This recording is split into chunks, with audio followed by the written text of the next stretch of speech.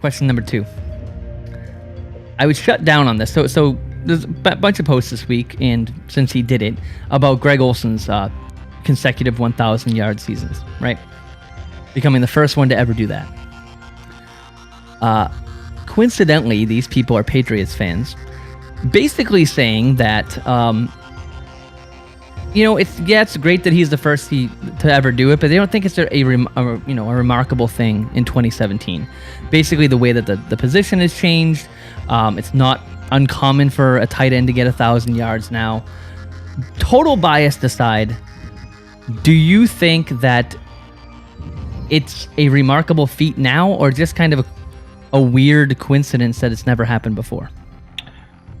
I think it's remarkable, because even a wide receiver that puts up 3 straight 1,000-yard seasons, we're going to praise them, and that's been done dozens of times over, probably hundreds of times over. But the fact that it's never happened with a tight end, it's surprising, that Tony Gonzalez never did it with the weapons he had. It's surprising that Antonio Gates in that offense with Phillip Rivers never did it. But I think the bigger thing it lends to is the durability. And that's why those guys never did it. Gronk, sure, I think he had, a 16-touchdown season a couple years ago? Yeah, I can pull it up. If you ask me what I'd rather have, a 1,000-yard season or a 16-touchdown season, I'm going to take the 16-touchdown season all day. But I think it is remarkable. I don't think that the position outside of, unfortunately, Travis Kelce and Rob Gronkowski is that sexy to a lot of people, that those are the names they look after. But, slow and steady still wins the race sometimes. So, and it's our guy, so I'm all for it. There you go. So because of this, I spent my morning comparing the tight ends. I made a chart of Tony Gonzalez, Jason Witten, Antonio Gates, Shannon Sharp, Gronk, and Olsen, right? And I basically went through how many years they've been in the league, how many yards they basically averaged per year, touchdowns per year, and possible opportunities to have gotten this record in the past. So just to shut down the whole notion that, this is a new thing for tight ends, Tony Gonzalez in 2000 had 1,200 yards.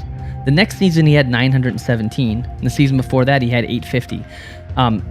Even 2007 and 8. This is just Gonzalez. There's other examples of this, but Tony Gonzalez, back-to-back, 2007, 2008, 1,000-yard seasons.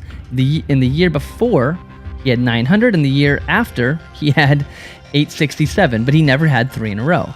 So, I don't really buy the whole... And Jason Witten, Gates, Sharp, they all have examples of this. They have all had a couple times where they've had two of these seasons. And it wasn't in the last year or two. It's all the way back, talking 15 years. So I do think it's remarkable. And like you said, it speaks out to how, his durability. Olsen sat out the first 3 games of 2007, his rookie year, and he hasn't missed a game since.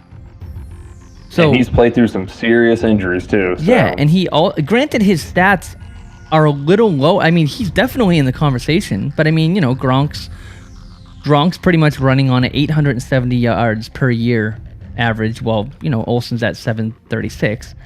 And Olsen gets a lot less touchdowns because everyone knows that he leads the league in getting to the 1-yard line.